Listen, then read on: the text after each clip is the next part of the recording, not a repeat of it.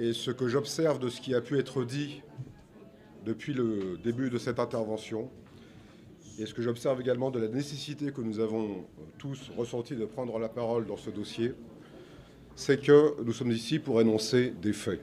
Il ne s'agit pas de posture, il ne s'agit pas de rhétorique, il s'agit d'éléments factuels que nous devons énoncer, car il convient d'alerter sur les réalités et les éléments d'évolution de ce dossier. On l'a rappelé, ça a été rappelé, ça imprègne l'ensemble des interventions relatives à la situation de Mouhamadou Farba Ngom. Farba est un député, un élu de la nation, et on ne peut pas, évidemment, on ne peut pas évoquer ce dossier sans intégrer cette dimension politique.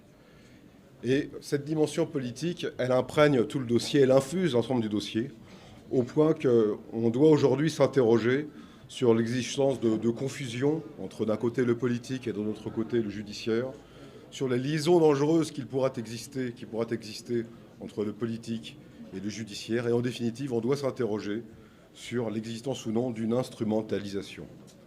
Pourquoi nous avons rappelé tout ça et pourquoi nous continuons de le rappeler? Il suffit pour cela de reprendre tout simplement la chronologie de ce dossier. Ça a été rappelé précédemment. On a d'abord un combat politique. On a une élection législative qui se déroule au mois de novembre 2024. Farba remporte la région de Matam. Et à la suite de ce combat politique, lentement, on glisse vers un combat judiciaire. Premier événement, on lève son immunité parlementaire. Alors, on doit assister sur ce point, car ce point est essentiel pour la suite du dossier. C'est la base du dossier. On peut évidemment poursuivre un député lorsque son immunité parlementaire a été levée. Encore faut-il que les députés soient placés en mesure de se prononcer sur le bien fondé ou non de la demande de levée d'immunité.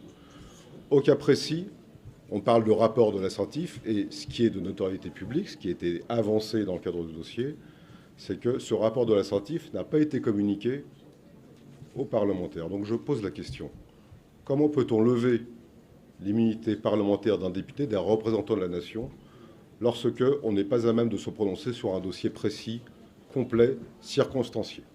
C'est le premier élément. Et tout est à l'avenant.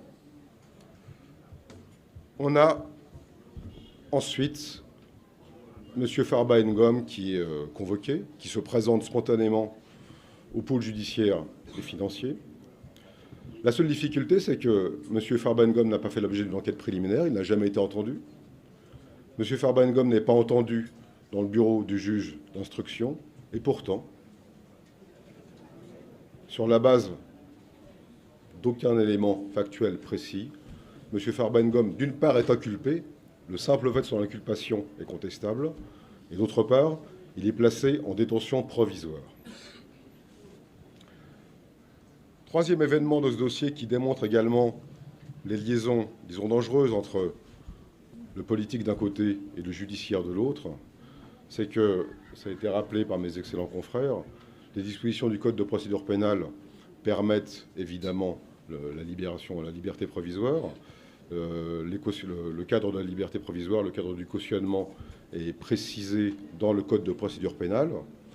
Les éléments de cautionnement ont été présentés. Les garanties de représentation, je pense qu'il est inutile de les rappeler ici. Évidemment, chacun sait que Farba Ngom ne se défaussera pas de ses responsabilités judiciaires.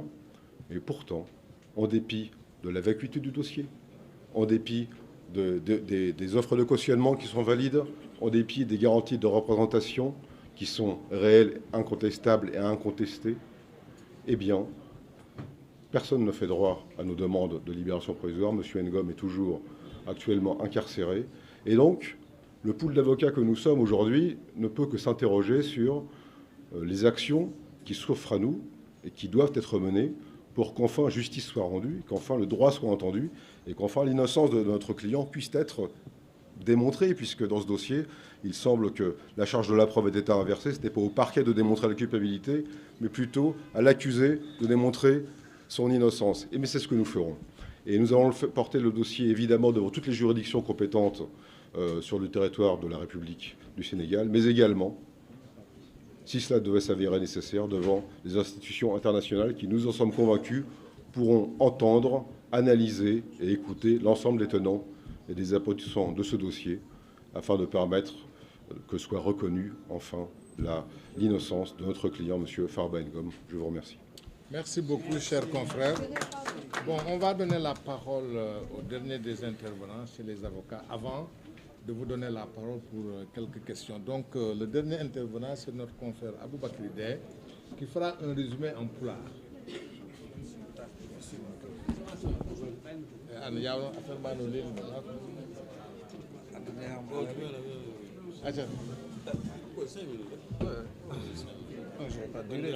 Avance.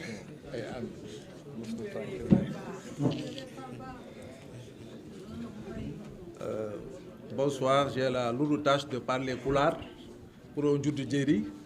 Donc j'espère que mes parents de Fouta vont me comprendre. Fuutankoɓe on salminama juurama on ñaganama moƴƴere Allah. Hande minen avocat ji Farba Ngom amin kawri ga mi noddi journaliste ji Sénégal fof, la presse nationale internationale, pour wawde yewtude me dossier o ko pulaar wiyata ko ɓurde holliri ne wonno président Pastef no rewi Fouta e campagne ko wino ko waɗi o wino ko mawo nannumo prison o waɗi o nannimo prison ɗum tan woni haala ka o dossier ko politique tan parce que so wonano politique Farba Ngom hande natata prison ne wonno kala ko rewete ko no avocat ji heddiɓe kaali ɗum nde français jolfe haydara ala hen, parce que so woni ko escroquerie il faut wonde pour mbaɗa escroquerie il faut mbaɗa peeje nde ngannduɗa ha keɓa kalis laamu e peeje ɗe il faut wona document o faux mo ngannduɗa waɗa ɗum walla peeje ɗe ngannduɗa ɗen peeje ha joni dossier o procureur comme juge d'instruction ala fof ɗen peeje ɓe kollirani ɗen peeje pour wiide kanko ɓadde escroquerie.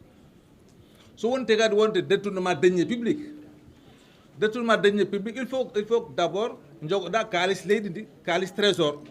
Sa joga kalis trésor a wawa wadde détournement deniers public. Ɗum tagi article 152 kalaɗo joni o na laaɓi wi ko il faut gona déposité mbaɗa il faut que trésor waɗa e juuɗe ma fawa e juuɗe ma kalis mo ganduɗa ko leydi ndi jeeyi on kalis so ala a wawa wadde détournement deniers public. Heddi ko blanchiment de capitaux, comme no Oumar Youm mbino joni e français.